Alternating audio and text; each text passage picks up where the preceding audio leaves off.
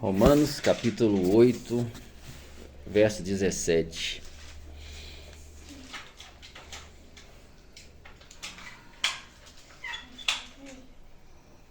Amém.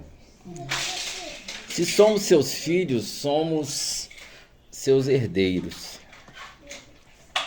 E, portanto, co-herdeiros com Cristo.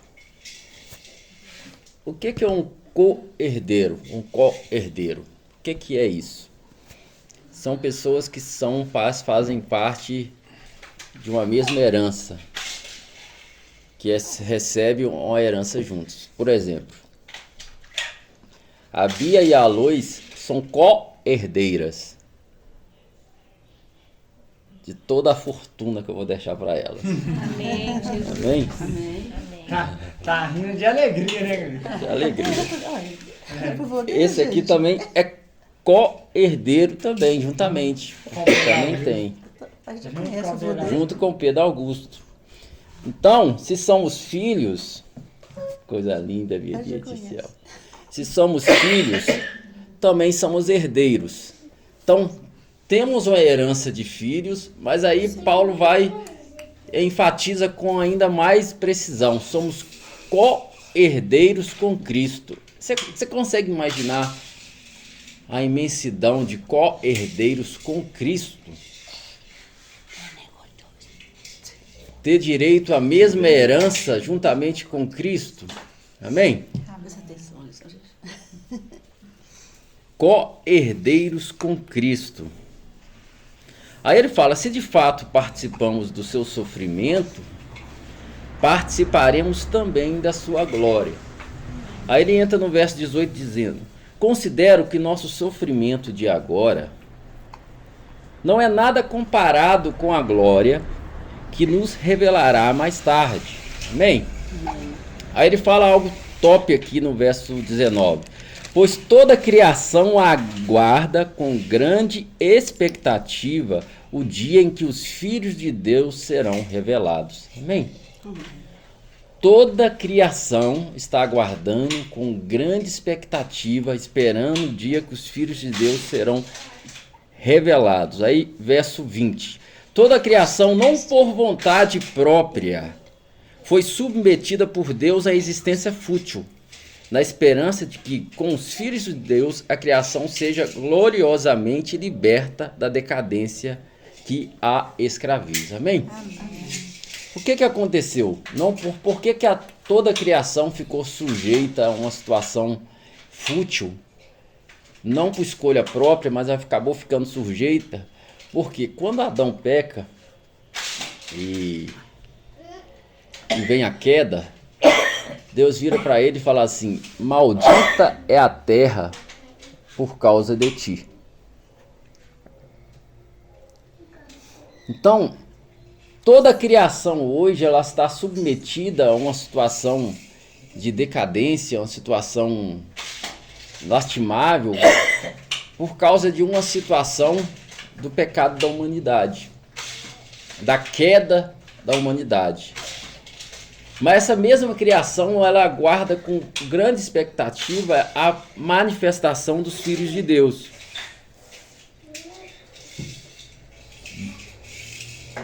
Onde que eu parei aqui? Toda a criação, não por vontade própria, foi submetida por Deus à existência fútil, na esperança de que, com os filhos de Deus, a criação seja gloriosamente liberta da decadência que a escraviza. Pois sabemos que até agora, toda a criação geme como dores de parto, e que nós, os que cremos,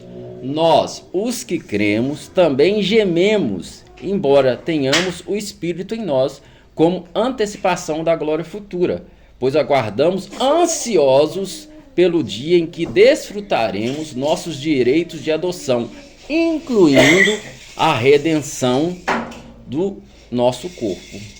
Amém? Então, o que ele está dizendo aqui? Que nós, que cremos, também junto com a criação, hoje nós estamos gemendo, desejando que chegue esse grande momento, com grande expectativa, a qual haverá inclusive a redenção do nosso corpo, ao qual nós vamos nos despir de um corpo corruptível para se vestir de um corpo incorruptível. Então, a nossa adoção completa de filhos. Por mais que nós temos o Espírito Santo, que já nos dá um vislumbre da glória futura, o fato de termos o Espírito Santo, a gente já tem essa vislumbre. Hebreus fala que nós experimentamos dos poderes do mundo vindouro. Isso é tão forte que ele fala das pessoas que é impossível que alguém que após ter crido em Cristo Jesus, tenha entendido a salvação por meio do sacrifício de Cristo, ter entendido a graça salvadora, ter compreendido o preço que foi pago, ter total compreensão do que o sangue de Jesus fez, e essa pessoa, por decisão própria, deliberadamente, ela decida voltar para viver para o pecado. Uma pessoa que chegou a experimentar os poderes do mundo futuro, ele chega a falar que é impossível que essa pessoa venha chegar de novo ao arrependimento.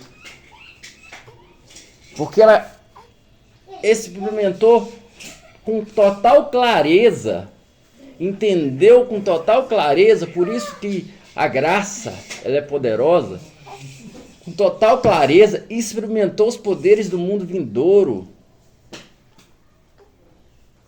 E aqui ele vai falar que, por mais que temos o Espírito, dentro de nós há um gemido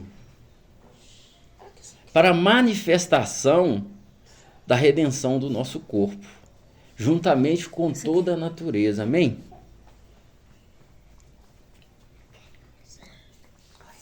Aí verso 24 fala assim: recebemos essa esperança quando fomos salvos. Amém? Amém.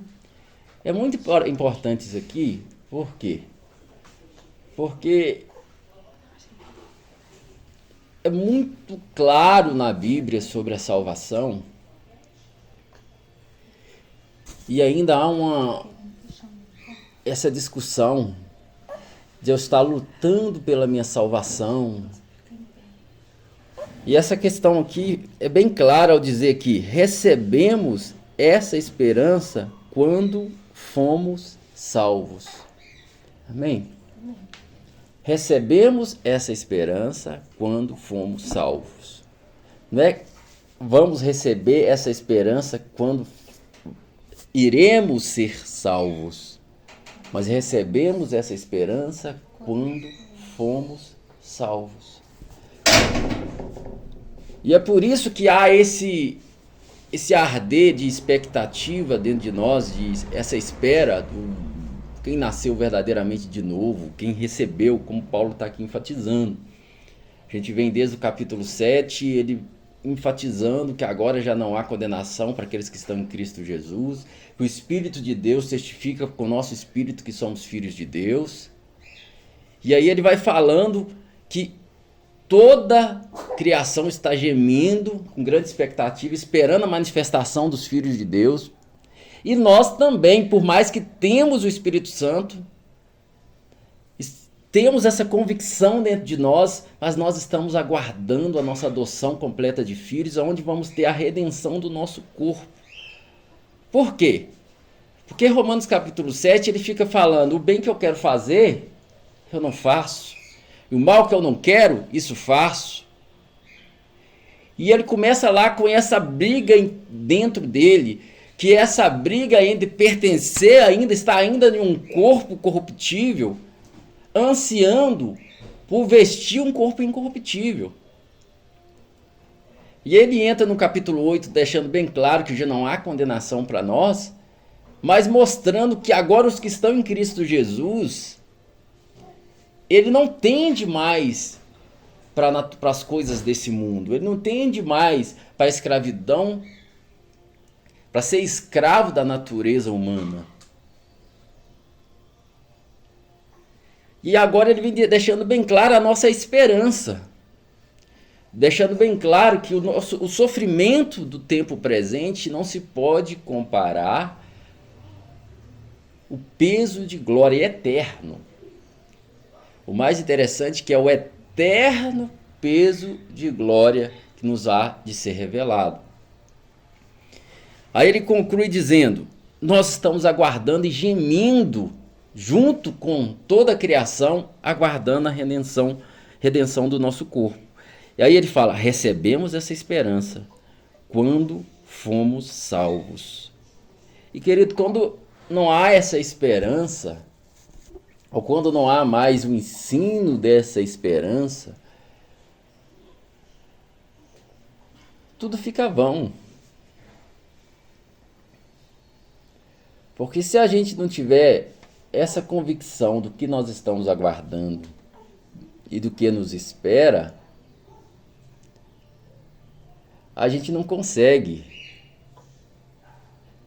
viver realmente uma vida que nos foi dada em Cristo Jesus. Por isso que muitos cristãos falam assim: eu sou crente, mas não sou bobo, não.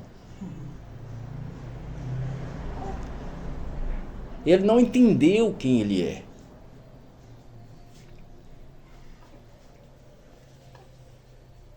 Quando os discípulos queriam atear fogo em Samaria, e ainda cita a Bíblia, né? Porque moralista ama citar a Bíblia para descer fogo nos outros, né? Senhor, não é melhor a gente tacar fogo nesse povo igual Elias fez com aqueles homens, para mostrar o poder do Senhor? E Jesus fala algo que é muito simples. Vocês não entenderam de que espírito vocês são? É o entender de que espírito eu sou. É o entender o que de fato eu estou aguardando. É entender que eu pertenço a um reino inabalável. Então, se eu não tiver com clareza essa esperança que eu recebi quando nós fomos salvos, que recebemos ao ser salvos, o que é que nos resta nessa terra? Se a gente não entender que a vida que nós vivemos nele aqui, e estiver aguardando com expectativa o dia que eu vou receber aquilo que foi prometido, né? Nós cantamos aqui: incomparáveis são tuas promessas. Foi o que nós cantamos aqui. Incomparáveis são suas promessas para mim. Não adianta eu querer comparar as promessas dele com qualquer outra promessa que o mundo possa me dar, que eu possa tentar mensurar, porque incomparáveis são as promessas dele para nós. Então ele fala: recebemos essa esperança quando fomos salvos. Se já temos alguma coisa, não há necessidade de esperar por ela. Mas se esperamos por algo que ainda não temos, devemos fazê-lo com paciência e confiança. Amém? Se esperamos algo que nós ainda não temos, devemos fazer com paciência e confiança. Então ele está falando: nós estamos aguardando algo que ainda não temos. A redenção do nosso corpo. Nós ainda estamos aqui em um plano, ainda passamos por tanta coisa. Mas o sofrimento desse mundo presente não pode se comparar à glória que nos há revelada.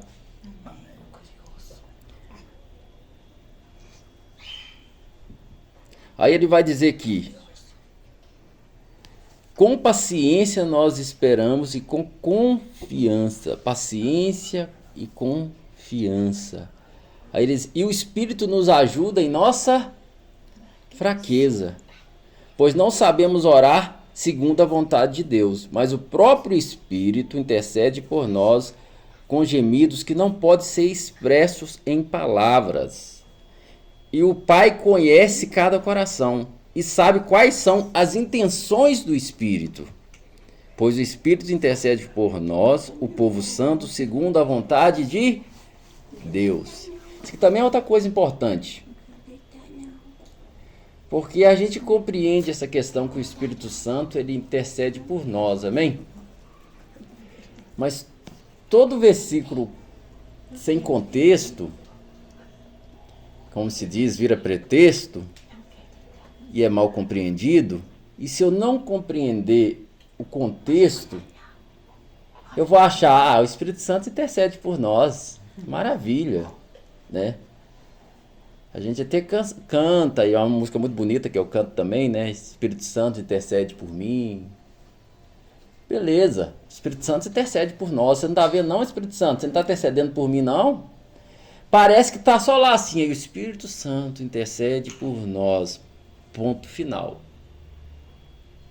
Mas não é isso que está dizendo aqui. Ele vai dizer que o Espírito Santo nos ajuda na nossa fraqueza, pois não sabemos orar segundo a vontade de Deus. Aí já muda o contexto. Ele nos ajuda na fraqueza para orar segundo a vontade de Deus. Mas o próprio Espírito intercede por nós com gemido que não pode ser expresso em palavra. Oh, maravilha, ele intercede por nós. E o Pai que conhece cada coração sabe quais são a intenção do Espírito. Pois o Espírito intercede por nós, o povo santo. Ponto final? Não. Segundo a vontade de Deus. Amém? Então essa intercessão do Espírito Santo, ela só chega para Deus, ele intercede por nós e nos ajuda na fraqueza, mas tudo aquilo que está de acordo com a vontade de Deus. Amém, amados? Amém. Porque se a gente pega essas coisas e a gente é mestre em pegar isso, e muitas pregações gostam de usar essas coisas e não me dá o contexto, eu vou achar que simplesmente o Espírito Santo está intercedendo por mim, ponto final. Tá, ele está intercedendo naquilo que é segundo a vontade de Deus. O Espírito Santo, ele não intercede por mim por uma coisa que não tem nada a ver com a vontade de Deus. Amém? E sabemos que Deus faz todas as coisas, e sabemos que Deus faz todas as coisas cooperarem para o bem daqueles que o amam. Amém?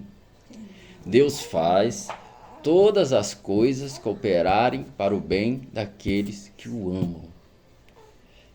Isso é um versículo maravilhoso e que a gente precisa ter maturidade para ele. Porque fazer com que as coisas cooperem para o nosso bem não necessariamente significa que as coisas vão ser do jeito que eu quero, que eu gosto.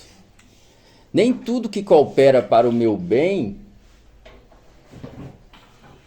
às vezes é o que eu quero. Às vezes é o que eu acho que é o melhor. Mas está cooperando para o meu bem. Ele faz com que todas as coisas cooperem para o bem daqueles que o amam e que são chamados de acordo com seu propósito. Pois Deus conheceu de antemão os seus e os predestinou para se tornarem semelhantes à imagem do seu Filho, a fim de que ele fosse o primeiro dentre muitos irmãos. Amém? Que a fim que ele seja o primeiro entre muitos irmãos. A Bíblia fala que ele é a primícia dos que dormem, porque ele é o primeiro entre muitos irmãos que morreu e ressuscitou, recebendo então um corpo glorificado. Amém? Então, ele é o primeiro a receber esse corpo glorificado. E nós também receberemos.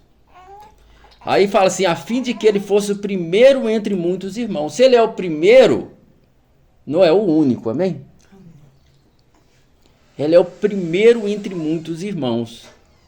Depois de os predestiná-los, ele os chamou, e depois de os chamá-los, declarou justos. E depois de declarar os justos, lhe deu a sua glória.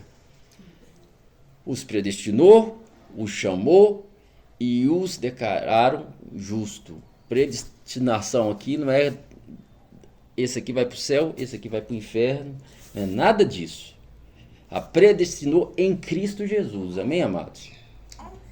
Eu ainda vou dar um ensino aqui sobre Romanos capítulo 9, que é muito polêmico. E respeito os irmãos calvinistas que defendem essa base. Mas o nosso Deus não predestinou uns para ser salvos e uns para o inferno. Amém? Amém. Então, a predestinação aqui em Cristo Jesus. Fomos predestinados em Cristo Jesus a sermos conforme a imagem do seu Filho. Amém? Glória a Deus. Qual a nossa conclusão em relação a isso hoje, que eu quero deixar nessa passagem? Calvin de Romanos 7, desde Romanos capítulo 1, né, mostrando claramente que todos pecaram, mostrou a lista de pecados. Romanos é fabuloso por mostrar a lista de pecados. E todo mundo gosta de pôr o pecadão, mas eu lá fala desde a mentira, da desobediência, de todos os pecados, e ele pega e fala que todos pecaram. Todos pecaram e destituídos estão da glória de Deus. Não teve um que teve entendimento para servir a Deus. Mas, chegando na plenitude dos tempos, Deus enviou o seu Filho, Jesus Cristo, e ele enviou o seu Filho e condenou o pecado na carne. Verso 4, ele deixa bem claro que Abraão foi justificado pela fé, não foi por obras. No capítulo 4, perdão. No capítulo 5, ele deixa bem claro que fomos justificados pela fé em Cristo Jesus. E no capítulo 6, ele responde ao povo que até hoje eles continuam fazendo as mesmas perguntas. Ele mesmo faz a pergunta que o povo faz até hoje. Então, vamos pecar à vontade, né? Porque é graça. Ele responde essa pergunta, deixando bem claro como viveremos para o pecado. Se para o pecado nós morremos. Se você morreu para o pecado, você não vai viver para o pecado. No capítulo 7, ele fala desse dilema, que agora eu concordo, eu tenho uma nova natureza, e por mais que eu queira ser 100% ali, eu ainda luto contra uma natureza pecaminosa dentro de mim, e por isso chegou à conclusão, miserável homem que sou, mas entra no capítulo 8, deixando bem claro que não há condenação para aqueles que estão em Cristo Jesus. Esses já não inclinam mais para a obediência, não são escravos da natureza humana, vivem pela fé em Cristo Jesus, e o próprio Espírito testifica com o nosso Espírito que somos filhos de Deus. E se somos filhos de Deus, somos herdeiros de Deus e co-herdeiros com Cristo. Amém. E se somos participantes do seu sofrimento, também somos da sua glória. E deixa bem claro que o sofrimento que nós temos no mundo presente não pode se comparar ao que nós vamos receber no futuro. Deixando claro também que, que toda a criação está gemendo para a manifestação desses filhos de Deus. E nós também, que temos o Espírito Santo, mas estamos aguardando com expectativa a redenção do nosso corpo e recebemos essa esperança quando nós fomos salvos. Então, ao sermos salvos pela fé em Cristo Jesus e justificados, nós hoje temos uma esperança. E essa esperança é que nos move a viver de forma diferente nesse mundo. E quando nós nos perdemos do que nos aguardamos, nós nos perdemos o sentido da vida, o sentido de estarmos aqui, o sentido de congregar. Qual que é o sentido de congregar? Perdemos o sentido de congregar. Por isso que, se não tiver uma campanha para receber a bênção, a pessoa não congrega. Por quê? Porque a bênção é o sentido para ela. Perdemos o sentido de orar, Porque senão, se não tiver uma bênção por eu orar, eu não vou orar. Só que existe uma bênção nisso tudo. Só que a bênção não se resume à vida aqui.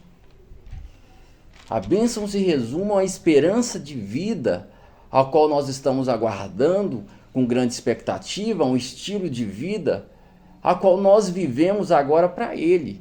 Pois o amor de Cristo nos constrange, não é a lei de Deus, é o amor de Cristo que nos constrange, porque um morreu por todos, para que todos aqueles que agora vivem, já não vivem mais para si mesmos, mas para aquele que por eles morreu e ressuscitou. Então, se a gente perde essa esperança que recebemos ao ser salvos, tudo perde o sentido. Tudo perde o sentido. Ou eu sigo uma religião que tem regras, ou eu simplesmente me frustro com aquela religião e vivo deliberadamente. Agora, aqueles que têm o conhecimento e o entendimento e a convicção de quem são em Cristo Jesus, e tem o Espírito Santo testificando com o Espírito dele que ele é filho de Deus, ele tem um estilo de vida que não é daqui, que é dos céus, que ele é incompreendido por aqueles que amam a devassidão, amam a imundície, e ao ter plena convicção de que ele é salvo, não por fazer nada disso, mas por ser salvo, ele tem prazer em manifestar essa nova natureza. E ao mesmo tempo, ele todos os dias há uma guerra dentro dele, porque existe uma natureza terrena, corrupta, que está clamando para cá, mas existe quem ele é de fato, um filho de Deus, coparticipante de uma natureza divina, que o chama para uma vida de santidade, uma santidade não regida por um regime interno de uma denominação, mas uma santidade regida pelas leis de Deus escritas nos nossos corações. Amém? Glória a Deus. E por aqui paro por hoje. Amém, amados? Amém? Já. Com a incrível